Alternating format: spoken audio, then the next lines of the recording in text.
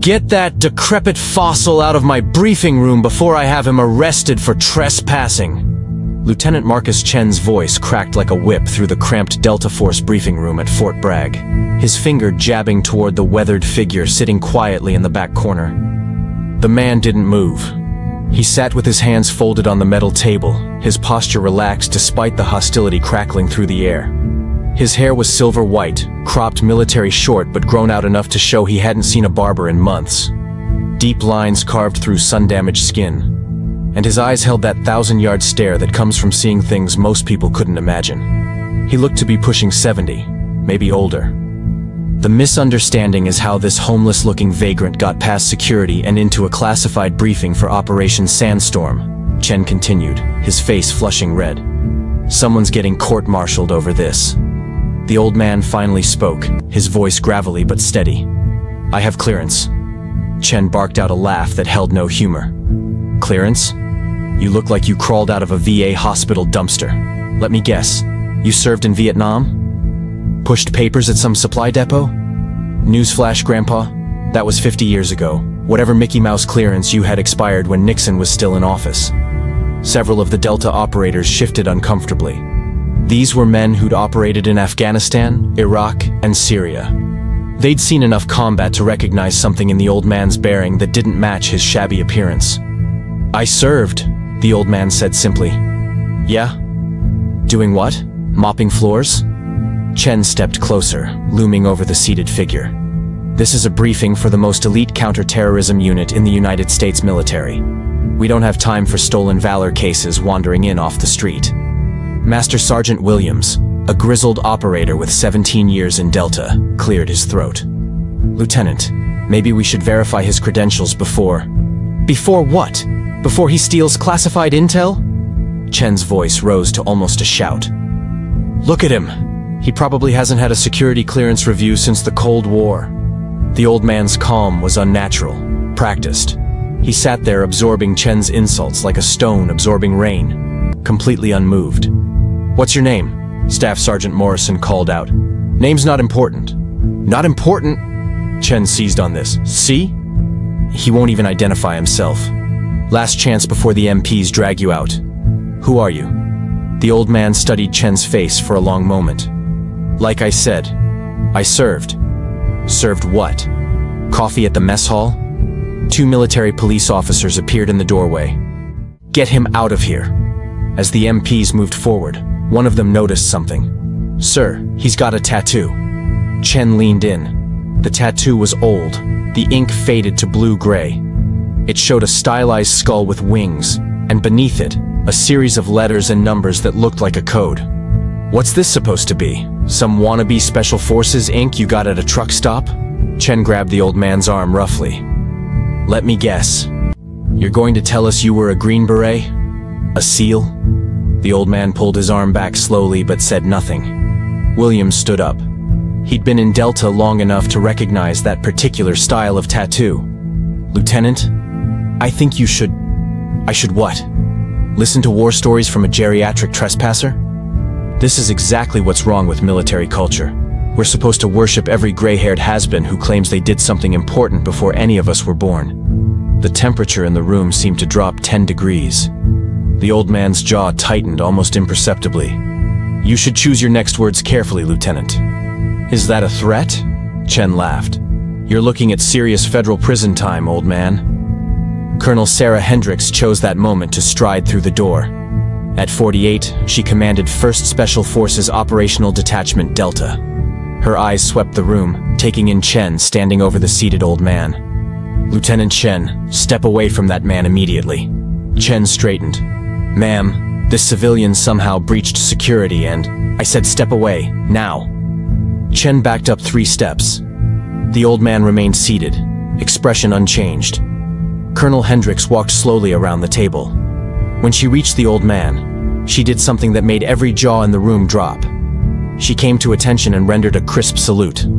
The old man looked up at her, and warmth entered his expression. He returned the salute with practiced precision. Permission to be at ease, sir, Hendricks said formally. Granted.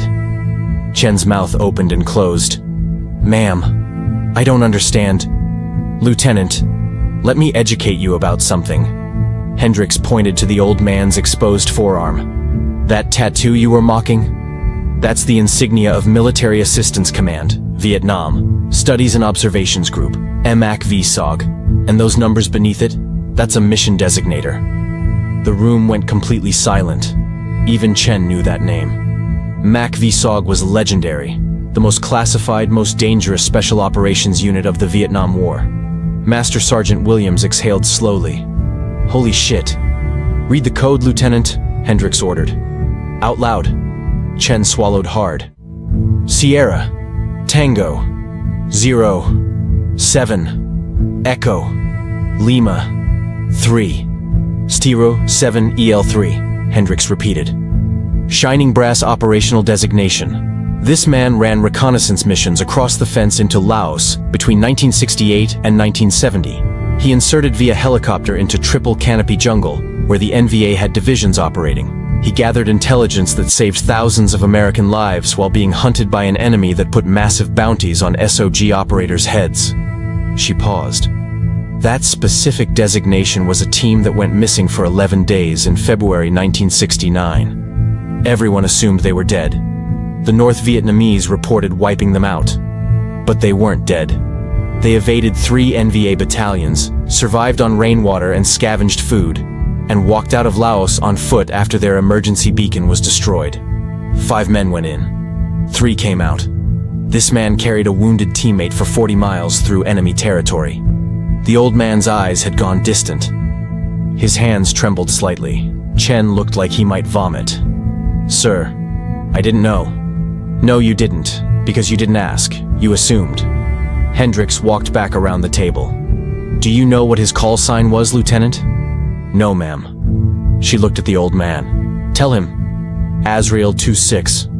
The name hung in the air. Several older operators recognized it. Azrael was the angel of death. Azrael 26 ran 37 missions across the fence, Hendricks continued. He was awarded 3 silver stars, 2 bronze stars with Valor device, and a Distinguished Service Cross. All classified. All buried in files that won't be declassified for another 20 years.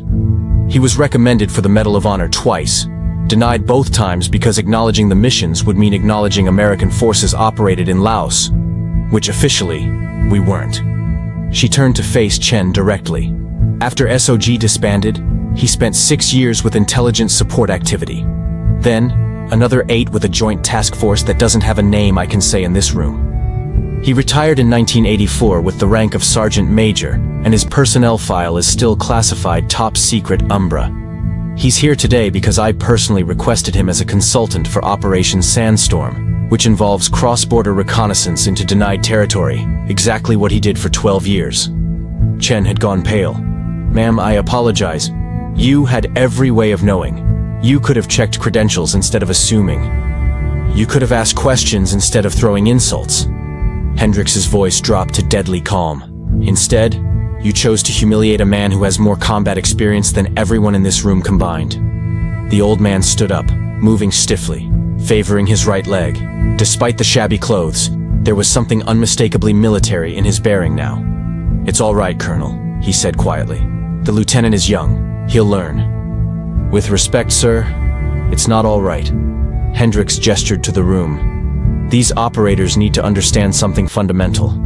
We don't judge people by appearance. We don't assume we know someone's story. And we sure as hell don't disrespect our predecessors who bought our freedom to operate with their blood. She turned back to Chen. Lieutenant, you're removed from this operation effective immediately. Report to my office at 800 tomorrow for counseling. I'm recommending reassignment back to 75th Rangers, because you clearly lack the maturity and judgment required for Delta Force operations. We operate in shadows among people who look like farmers, shopkeepers, and homeless veterans. If you can't see past appearances, you're a liability. Chen's face had gone ashen. Ma'am, please. Dismissed, Lieutenant. Chen walked out, footsteps echoing in the sudden silence. Hendricks addressed the room. Let this be a lesson. The most dangerous people you'll ever meet won't look dangerous. They'll look ordinary. They'll blend in. And if you're lucky, they'll be on your side. She gestured to Azrael 26.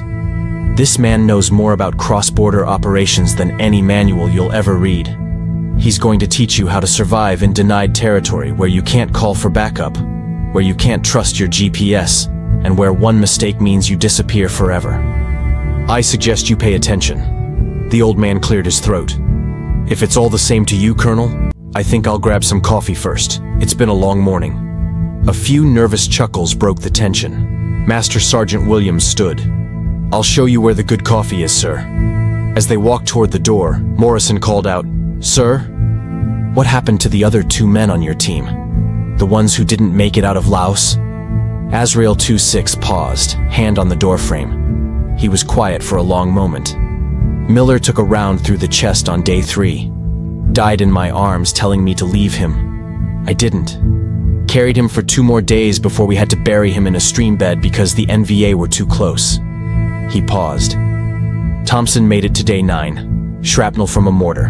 Infection set in. He knew he was slowing us down. Put his pistol under his chin while we were sleeping. The room went silent again. I think about them every day, he continued. Miller was 23. Thompson was 25. They never got to have families, never got to grow old, never got to wear shabby clothes and be mistaken for homeless veterans. He turned to look at the operators. So when some punk kid in a fresh uniform tells me I probably mopped floors, I don't get angry. I just feel sad that he doesn't understand what really matters in this profession. It's not the uniforms or the tabs or the glory. It's the men standing next to you. It's bringing them home. And when you can't, it's making sure their sacrifice meant something. He walked out, Williams following respectfully. Colonel Hendricks surveyed the remaining operators. Operation Sandstorm kicks off in 6 weeks. You'll be operating in territory where American forces officially don't exist. The margin for error is 0. That man who just walked out survived situations that would have killed most of us 10 times over. He's going to teach you how he did it. I strongly suggest you take notes. Rodriguez raised his hand. Ma'am, what made you request him specifically? Hendricks smiled slightly. Because 15 years ago, when I was a captain in Afghanistan, my team got ambushed in the Korangal Valley. We were pinned down, taking casualties. I made a call requesting immediate support from a unit that officially didn't exist. A helicopter came in under fire, and a consultant hopped out to help coordinate our extraction. We all made it out alive because of him. She gestured toward the door. That consultant was Azrael 26. He was 57 years old at the time, officially retired for 16 years, and he moved through that valley like a ghost. So when I needed someone to train you for this operation, there was only one call to make. 30 minutes later, the operators reassembled. The atmosphere had completely changed. Where before there had been casual banter, now there was focused attention. Azrael 26 walked in carrying a foam cup of coffee. He'd rolled up his sleeves, revealing both arms covered in faded tattoos. He moved to the front without ceremony. Okay, he said, his voice carrying easily. Colonel Hendricks tells me you're running a cross-border op into denied territory. No official support, no air cover, no cavalry coming if things go sideways. He paused. Sounds familiar. He spent the next 4 hours sharing knowledge that wasn't in any manual. How to navigate without GPS in triple canopy jungle. How to identify safe water sources. How to set up observation posts that could remain undetected for weeks. How to move silently through terrain where one mistake meant death. The operators took notes furiously, asking increasingly sophisticated questions as they understood the depth of his expertise. As the afternoon wound down, Morrison raised his hand. Sir, when Lieutenant Chen was insulting you, you stayed completely calm. How? Azrael 26 considered this, hands wrapped around his cold coffee. In Laos, February 1969, our team got compromised on day 2. An old woman spotted us and started screaming, alerting NVA soldiers nearby. We could have killed her. She was maybe 80 years old, but she wasn't a soldier. She was a scared old woman protecting her home from foreign invaders, which is what we were. So we ran instead. That decision probably cost us Miller's life. He looked around the room. I learned something important that day. Getting angry doesn't help. Ego doesn't help.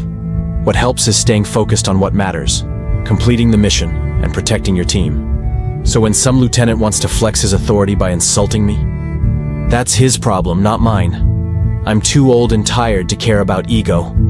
I only care about whether you men survive your operation and come home to your families. The room was silent. That's the real lesson today, not the tactical stuff. It's this.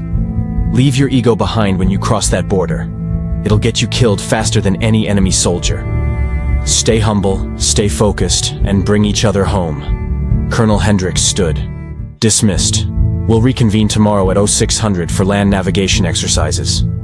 As operators filed out, several approached Azrael 26 to shake his hand or ask questions. He answered each one patiently, treating the youngest private with the same respect he showed the most senior NCO. Williams waited until the room cleared. Sir, for what it's worth, Chen had that coming.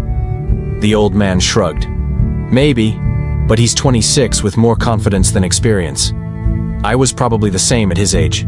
He'll either learn or wash out. Either way, it's his journey. That's more generous than he deserves. Perhaps. Azrael 26 picked up his empty cup. But I've seen too many good men die young to waste energy on grudges. Life's too short. He walked toward the door, then paused. Besides, the best revenge is living long enough to be mistaken for a homeless vagrant who wandered into a classified briefing. Really keeps you humble. There was a ghost of a smile on his face. Same time tomorrow? Yes, sir. I'll make sure the coffee's hot. Then I'll be here. If you found value in this story of quiet professionals and hard-earned respect, please leave a like and subscribe to support this small channel dedicated to preserving these untold stories.